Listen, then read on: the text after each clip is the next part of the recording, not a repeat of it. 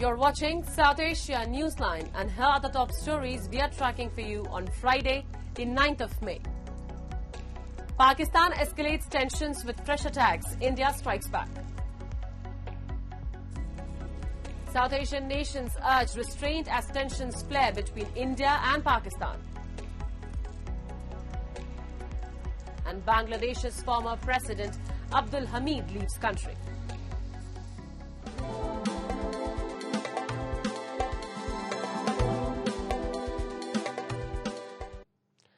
And now for all the details.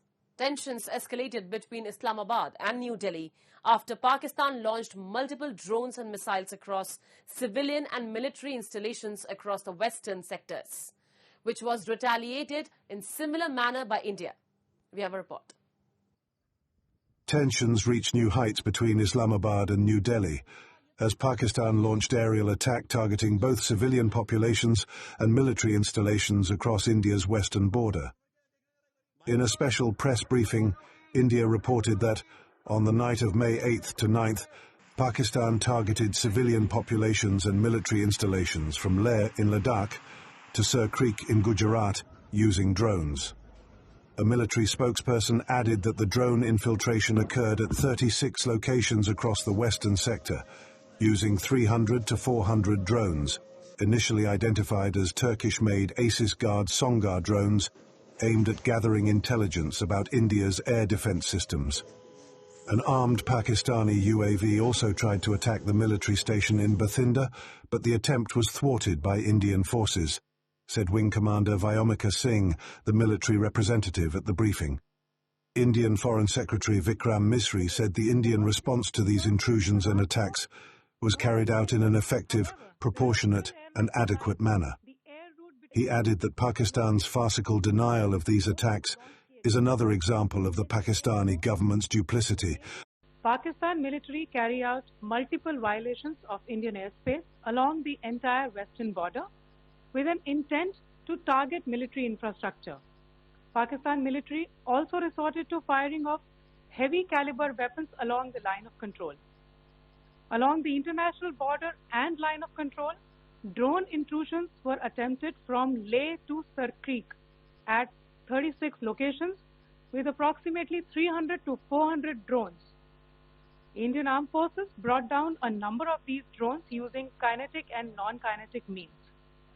The possible purpose of these large-scale aerial intrusions were to test the AD systems and gather intelligence. These provocative and escalatory actions that were taken by Pakistan last night were targeted at Indian cities and civilian infrastructure, in addition to some military targets. The Indian Armed Forces responded proportionately, adequately, and responsibly. The official and blatantly farcical denial of these attacks that Pakistan carried out by the Pakistani state machinery is yet another example of their duplicity and the new depths that they are plumbing in their quest for disinformation. Along with aerial intrusions, Pakistan also continued ceasefire violations and shelling along the line of control and international border.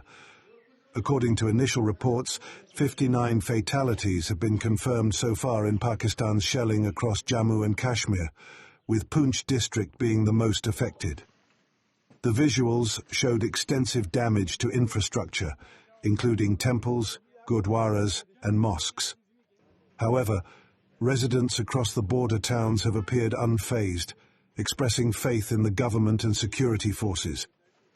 As precautionary measures, states bordering Pakistan have ordered school closures and imposed restrictions on drones and firecrackers across the border districts. India's cricket governing body, the BCCI, has also suspended the ongoing IPL tournament for the next week. रात को firing हो रही थी और वो सबने सुनी, बहुत ज़्यादा हो रही थी, पूरी रात होती रही है, पर हमें डर नहीं लगा, कोई भी नहीं डरे, क्योंकि यहाँ पे सेफ्टी सबसे ज़्यादा है। कल जो हुआ उससे कोई डरने की जरूरत नहीं है। यहाँ पर बहुत हमले हुए, पर सब हमले को यहाँ से एयरफोर्स ने इतने ऐसे नाकाम किया है, जैसे मतलब उन लोगों ने ट्राई की और ट्राई ऐसी हो गई कि वो फेल हो गई। सब लोग घर में थे, सब लोगों ने लाइट बंद करके जो पूरा ब्लैकआउट है उसका पालन किया था। उन लोगों ने लगातार रात को बहुत कोशिश की, पर यहाँ का जो एयर डिफेंस है उन्होंने ऐसा मुंहतोड़ जवाब दिया कि उनको वापस जाना पड़ा। While India has extended an olive branch, offering de-escalation if Pakistan stops its targeted attacks against Indian military installations, Islamabad has instead continued anti-India and warlike rhetoric. In the latest development, Foreign Minister Ishaq Dar, in a press conference with a military spokesperson, said the world will hear Pakistan's actions reverberations everywhere. The nuclear-armed rivals have fought 3 wars in the past, with India also initiating military action against Pakistan-based terror outfits in 2016 and 2019.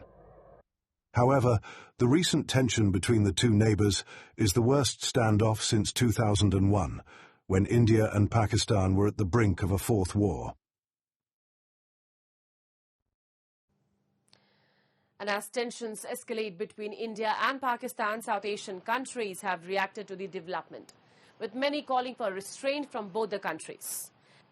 Nepal, which has friendly relations with both New Delhi and Islamabad, on Thursday evening voiced support with all in the fight against terrorism, reacting over India's action in Pakistan.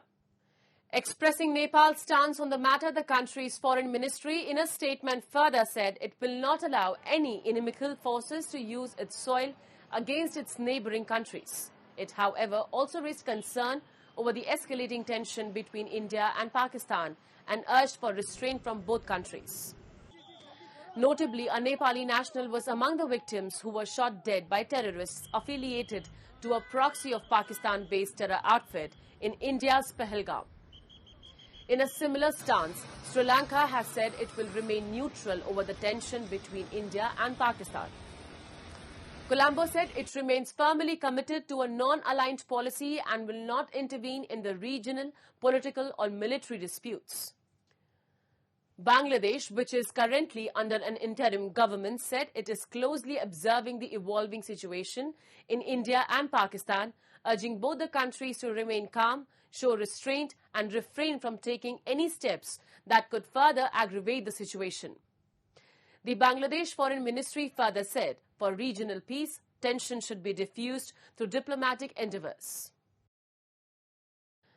Meanwhile, with diplomatic and military tensions peaking after India's targeted strikes on terror camps inside Pakistan, opposition lawmakers in Pakistan's National Assembly have called for the release of jailed former PM Imran Khan to deal with the crisis. On Friday, members of Imran Khan's PTI party claimed his leadership is essential as they termed incumbent PM Shehbaz Sharif a coward and incapable to handle the situation. They also questioned the silence of ruling PMLN Supremo Nawaz Sharif's silence so far. वो कौन से अनासिर हैं जो अपनी जाती अना की तस्कीन के लिए पाकिस्तान के सबसे महबूब लीडर इमरान खान को जेल में रखे हुए हैं और हमसे कौमी यकजहती का तकाजा कर रहे हैं।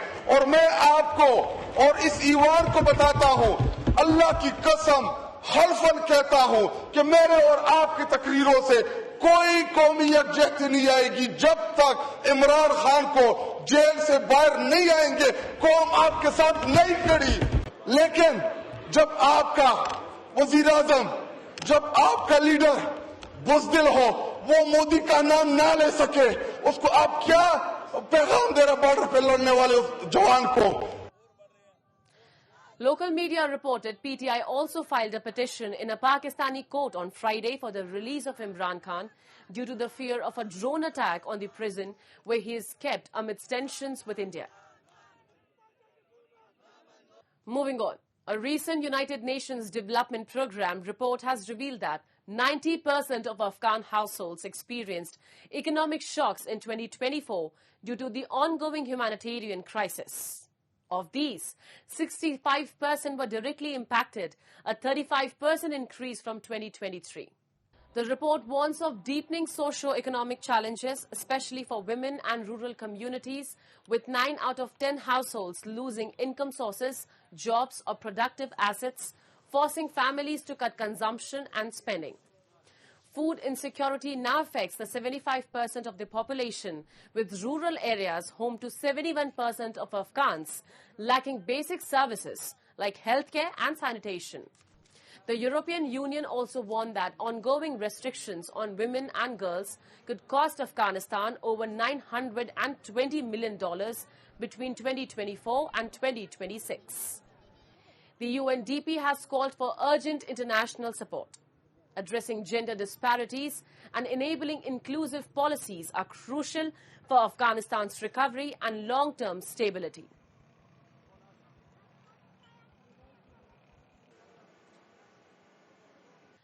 And Bangladesh's former President Abdul Hamid left the country 9 months after the Awami League government was toppled in a student uprising.